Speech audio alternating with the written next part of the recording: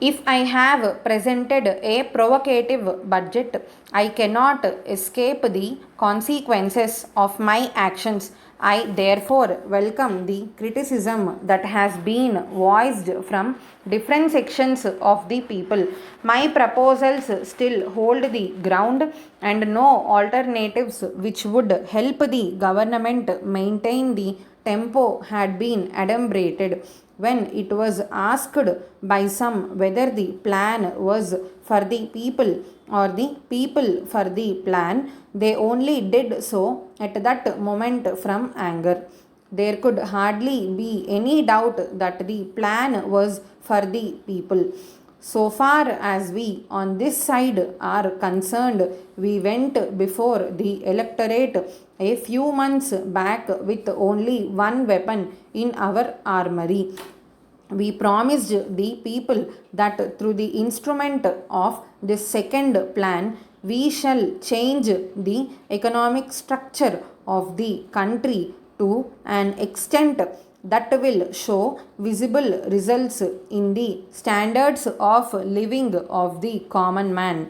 Our main hurdle was the shortage of foreign exchange, as the planners had recognized if some more exchange was available, then they could inject a little dose of deficit financing into the country. Obviously, this forms our main obstacle, but it is secondary to the question of availability of food supplies in the country.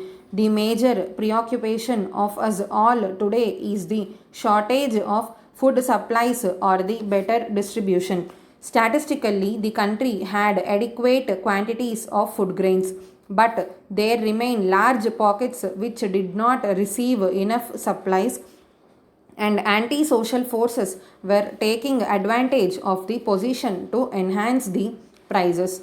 Even if the plan was forgotten or scrapped, could the government sit quiet? It would still be their responsibility to find the food for feeding the people, and resources could then be thought of for the purpose. What was the use of a government elected on adult suffrage if it failed to do something to push the economy from the present stagnant position to a dynamic one? It is true that a large purchasing power remained with many people, but it was not reflected in savings because they do not have that habit. If someone were to say scrap the third steel plant, it might be a wild suggestion. We have entered into commitments. We recently laid foundations for the coke oven and other plants there. Borrowings were being made on deferred credit from friendly countries. All these have got to be paid in the future. Nothing fruitful could be derived by asking us to freeze all foreign assets and inhibit remittances abroad. The jute exports might contract, tea exports might not increase, cotton textiles might diminish, and a little more might then be available for engineering projects. But steel would be the only commodity on whose basis there could reasonably be exchanges between countries in future. It can, however, be admitted without reservation that many of our projects do not yield the returns expected from them. Some projects are there where, even if all the agricultural schemes are put into operation, the income would hardly be sufficient to amortize the capital or even pay the interest charges on them. There exist already the organization and the methods division and a vigilance wing. We credulously endeavor to put a double check and an extra clamp on waste. It had freely been mentioned both here and elsewhere to extend the period of the plan. The plan is not some kind of India rubber to be elongated, it is inflexible. The wealth tax and expenditure tax are on the anvil of being enacted. Avoidance of declarations to the taxpayer we cannot think about. Wealth tax becomes possible only in the event of women declaring their jewelry. But I shall take care if I continue to be here and do not. Administration allows them some time. Ministers also are human beings. We all started on an agitational approach. We live in cages, and when we are freed, our wings do not go in the direction we wish to go around, and sometimes we wander around.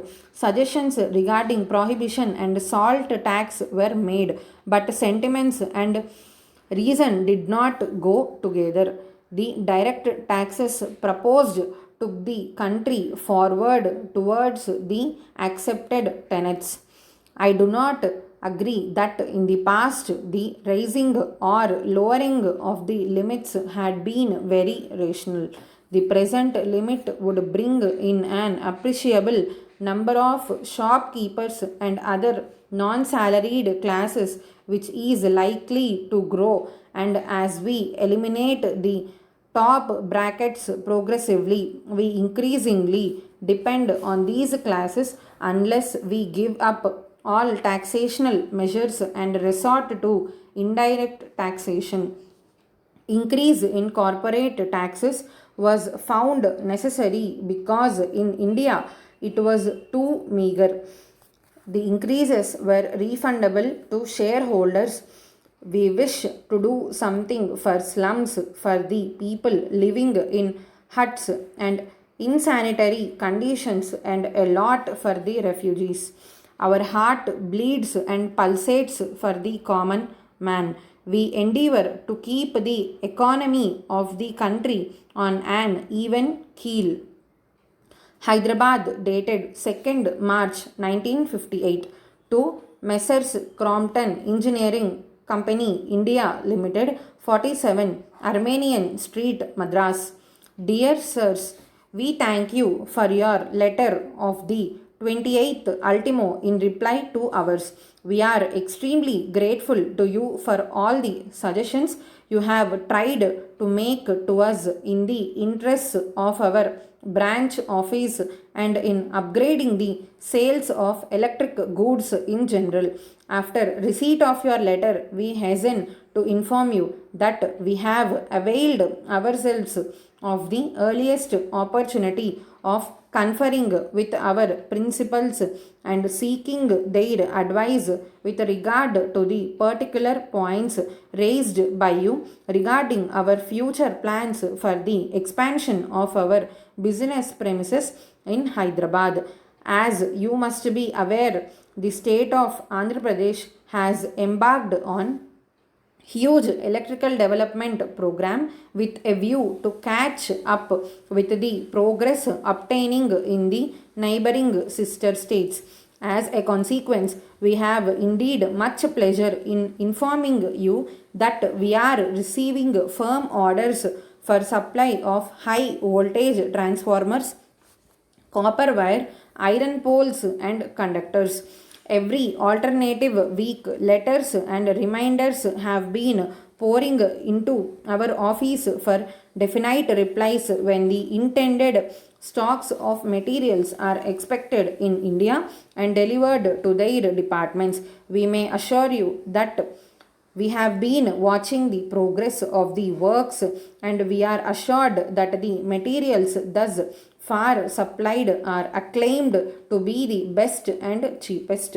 We may take this opportunity to impress upon you the desirability of keeping in stock all varieties in different sizes for expeditious compliance of the indents.